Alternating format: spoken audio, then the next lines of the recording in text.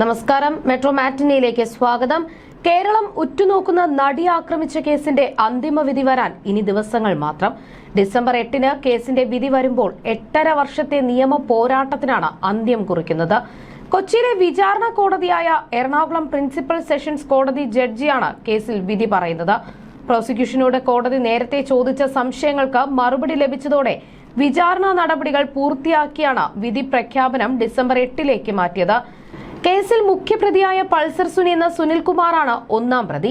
പ്രമുഖ നടനായ ദിലീപ് കേസിൽ 8-ാം പ്രതിയാണ്. 9 പേരാണ് കേസിൽ പ്രതികളായിട്ടുള്ളത്. പ്രതികളായ ദിലീപും പൾസർ സുനിയും ഉൾപ്പെടെയുള്ളവർ ഇപ്പോൾ ജാമ്യത്തിലാണ് കഴിയുന്നത്. ദിലീപ് ഉൾപ്പെടെ മുഴുവൻ പ്രതികളും 8-ാം തീയതി കോടതിയിൽ ഹാജരാകണം. നടി ആക്രമിക്കപ്പെട്ടതിന്റെ 2-ാം നാൾ കൊച്ചിയിലെ ദർബാർ ഹാളിൽ സിനിമാ പ്രവർത്തകരുടെ പ്രതിഷേധ കൂട്ടായ്മ ചേർന്നു. അക്കൂട്ടത്തിൽ ദിലീപും ഉണ്ടായിരുന്നു. തനിക്കൊപ്പം ഏറ്റവും കൂടുതൽ സിനിമകളിൽ നായികയായി അഭിനയിച്ച നടിക്ക് സംഭവിച്ച ദുരനുഭവം ഭയപ്പെടുത്തുന്നതാണ് എന്നാണ് അന്ന് ദിലീപ് പറഞ്ഞത്. അതിനൊപ്പം ദിലീപ് പറഞ്ഞൊരു കാര്യം, കേസിലെ പോലീസ് അന്വേഷണം സത്യസന്ധമായിട്ടാണ് മുന്നോട്ട് പോകുന്നത് എന്നാണ്. എന്നാൽ ഏതാനും മാസങ്ങൾക്കപ്പുറം കേസിൽ 8-ാം പ്രതിയായി അതേ ദിലീപിന്റെ പേര് എഴുതി ചേർക്കപ്പെട്ടു. ഇന്നലെ രാവിലെ ആന്റോ വിളിച്ചു പറയുമ്പോഴാണ് വളരെ ഷോക്കിംഗ് ആയിട്ടുള്ള ഈ വാർത്ത അറിയുന്നത്. അപ്പോൾ തന്നെ ലാലേട്ടനെ വിളിച്ചു. രമ്യയുടെ വീട്ടിലായിരുന്നു. എന്റെ കൂടെ ഏറ്റവും അധികം സിനിമ ചെയ്തിട്ടുള്ള കുട്ടി കൂടിയാണ് എന്നും ദിലീപ് അന്ന് പറഞ്ഞിരുന്നു. നമ്മൾ ആദ്യം നമ്മുടെ വീടിന്റെ അകത്തേക്ക് തന്നെയാണ് നോക്കി പോകുന്നത്. വളരെ ഭയപ്പെടുത്തുന്നതാണ്. ഇത് സിനിമയിൽ സംഭവിച്ചു എന്നതിനപ്പുറം നമ്മുടെ നാട്ടിൽ സംഭവിച്ചു എന്നതാണ് ഏറ്റവും ദാരുണമായ, നമ്മളെ വിഷമിപ്പിക്കുന്ന ഒന്ന്. സത്യസന്ധമായ രീതിയിലാണ് പോലീസ് അന്വേഷണം മുന്നോട്ട് കൊണ്ടുപോകുന്നത്. എല്ലാവരും വളരെ സജീവമായി ഇതിന് പിന്നിലുള്ള ആളുകളുടെ പിറകെ തന്നെയുണ്ട്. മീഡിയക്കാരോട് പ്രത്യേകിച്ച് പറയാനുള്ളത്, വാർത്തകൾ വളച്ചൊടിക്കാനല്ല ശ്രമിക്കേണ്ടത്. ഇത് സിനിമയിൽ സംഭവിച്ചു എന്ന് പറയുമ്പോൾ അതിന് ഇത്രയും കൂട്ടായ്മയുണ്ടായി. പക്ഷേ ഇത് നമ്മുടെ ഒരു സാധാരണക്കാരന്റെ വീട്ടിൽ നടക്കുന്ന ഒരു സംഭവമായി നമ്മൾ എടുത്തിനി അങ്ങോട്ട് ഇങ്ങനെ സംഭവിക്കാതിരിക്കാൻ നമുക്ക് ഒരുമിച്ച് കൂട്ടായി നിൽക്കാം. അതിനൊപ്പം ഞാനും ഉണ്ടാകും. മമ്മൂക്ക വിളിച്ചപ്പോൾ തന്നെ എല്ലാവരും ഇവിടേക്ക് ഓടി വരികയുണ്ടായി. മലയാള സിനിമാ കുടുംബത്തിലെ ഒരാൾക്ക് സംഭവിച്ചു എന്നതിനപ്പുറം കേരളം എന്ന ദൈവത്തിന്റെ സ്വന്തം നാട്ടിൽ ഇങ്ങനെയൊന്നും സംഭവിക്കാൻ പാടില്ല എന്ന ഉറച്ച തീരുമാനത്തോടുകൂടി തന്നെയാണ്. എല്ലാത്തിനും എല്ലാവരും ഒറ്റക്കെട്ടായി ഉണ്ടാകും എന്ന ഉറച്ച വിശ്വാസത്തോടെ വന്നിരിക്കുന്ന എല്ലാവർക്കും എല്ലാ ഐശ്വര്യങ്ങളും നേരുന്നു എന്നാണ് അന്ന് ദിലീപ് പറഞ്ഞത്.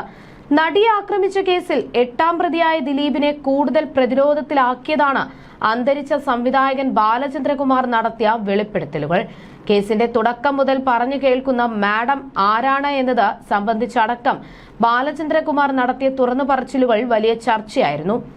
നടി ആക്രമിക്കപ്പെട്ടതിന് പിന്നിൽ ഒരു സ്ത്രീ ഉണ്ടെന്നും അത് കാവ്യ മാധവനാണെന്നുമുള്ള തരത്തിൽ നിരവധി അഭ്യൂഹങ്ങൾ സോഷ്യൽ മീഡിയയിൽ അടക്കമുയർന്നിരുന്നു. നടി ആക്രമിച്ച കേസിന്റെ വിധി ഈ മാസം 8-ന് വരാനിരിക്കവേ ബാലചന്ദ്രകുമാർ നടത്തിയ വെളിപ്പെടുത്തലുകളും ഉയർത്തിയ ചോദ്യങ്ങളും വീണ്ടും ചർച്ചയാവുകയാണ്. ഈ കേസിലെ മാഡത്തെക്കുറിച്ച് 2 വർഷം മുൻപ് ഒരു മാധ്യമത്തിന് നൽകിയ അഭിമുഖത്തിൽ ബാലചന്ദ്രകുമാർ പറഞ്ഞത് ശ്രദ്ധ നേടുകയാണ്. 2017 ഫെബ്രുവരി 17-ന് രാത്രിയാണ് നടി ആക്രമിക്കപ്പെടുന്നത്. 19-ാം തീയതി പൾസർ സുനിയുടെ 2 സുഹൃത്തുക്കൾ മാവേലിക്കര പോയി അഡ്വക്കേറ്റ് ഫെനി ബാലകൃഷ്ണനെ കാണുന്നു. അതിലൊരാൾ തമിഴനും ഒരാൾ മലയാളിയുമാണ്. പൾസർ സുനിക്ക് ജാമ്യം എടുത്തു കൊടുക്കാൻ പറ്റുമോ എന്ന് ചോദിക്കാനാണ് പോയത്. അദ്ദേഹം പറഞ്ഞു, ജാമ്യം കിട്ടുന്ന കാര്യം ബുദ്ധിമുട്ടാണ് എന്ന്, വേണമെങ്കിൽ കീഴടങ്ങാനുള്ള സൗകര്യമുണ്ടാക്കാമെന്നും പറഞ്ഞു.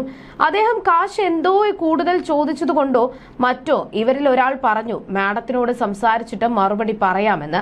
മാഡം ഉണ്ടാകുന്നത് 2017 ഫെബ്രുവരി 19-നാണ്. കാവ്യ മാധവനാണ് എന്റെ മാഡം എന്ന് പൾസർ സുനി 2017-ൽ തന്നെ പറഞ്ഞിട്ടുണ്ട്. അന്നു മുതൽ കാവ്യയ്ക്ക് മേൽ പോലീസിനും ജനങ്ങൾക്കും സംശയത്തിന്റെ നിഴലുണ്ട്. മാഡം കാവ്യയാണോ എന്ന് തനിക്ക് ഉറപ്പ് പറയാൻ സാധിക്കില്ല. പക്ഷേ ഈ കേസിൽ ഒരു സ്ത്രീ സാന്നിധ്യം ഉറപ്പായും ഉണ്ട്. കാരണം ദിലീപ് അന്ന് സംസാരിക്കുമ്പോൾ താൻ റെക്കോർഡ് ചെയ്ത ഓഡിയോ ആയാലും ഫെനി ബാലകൃഷ്ണൻ 2017-ൽ കൊടുത്ത മൊഴി ആയാലും സുരാജ് എന്ന അളിയന്റെ ഓഡിയോയിൽ കാവ്യ കൊടുത്ത കൊട്ടേഷൻ ആണെന്ന് പറയുന്നതായാലും പൾസർ സുനി പറഞ്ഞതായാലും ശരി, ഒരു സ്ത്രീ സാന്നിധ്യം ഈ കേസിന് പിന്നിലുണ്ട്. അത് കാവ്യയാണോ അല്ലയോ എന്നത് അന്വേഷണ സംഘം കണ്ടെത്തണം. ഇക്കാരണങ്ങൾ കൊണ്ട് മാത്രമല്ല എന്റെ മുന്നിൽ നിന്ന് ദിലീപ് പറഞ്ഞതാണ് മറ്റൊരു പെണ്ണിന് വേണ്ടിയാണ് എന്ന്. സ്വാഭാവികമായി അത് അയാളുടെ നിഷ്കളങ്കമായ മനസ്സിൽ നിന്ന് വന്നതാണ്. എന്റെ മുന്നിൽ വെച്ച് അഭിനയിച്ചതൊന്നും അല്ലല്ലോ. അദ്ദേഹം സുഹൃത്തിനോട് ഇക്കാര്യം മനസ്സ് തുറന്നു പറഞ്ഞപ്പോൾ താൻ അവിടെ ഉണ്ടായിരുന്ന ആളാണ്. അങ്ങനെ പറയണമെങ്കിൽ അതിൽ അദ്ദേഹത്തിന് വിഷമമുണ്ട്. ഒരാൾക്ക് വേണ്ടിയാണ് ചെയ്തത് എന്ന് പറയുന്നത് കേൾക്കുമ്പോൾ നമുക്ക് തോന്നും അദ്ദേഹം കുറ്റം ചെയ്തിട്ടില്ല എന്ന്. പക്ഷേ മറ്റ് സാഹചര്യ തെളിവുകൾ കൂടി പോലീസ് കണ്ടെത്തുമ്പോൾ മനസ്സിലാകും ദിലീപിന് കൂടി ഇതിൽ പങ്കുണ്ടെന്ന്. അല്ലെങ്കിൽ ദിലീപ് കൊടുത്ത കൊട്ടേഷനാണെന്ന് പോലീസ് വാദിക്കുന്നത് തനിക്കത് പറയാനാകില്ല. പോലീസ് കണ്ടെത്തട്ടെ എന്നും ബാലചന്ദ്രകുമാർ അന്ന് പറഞ്ഞിരുന്നു.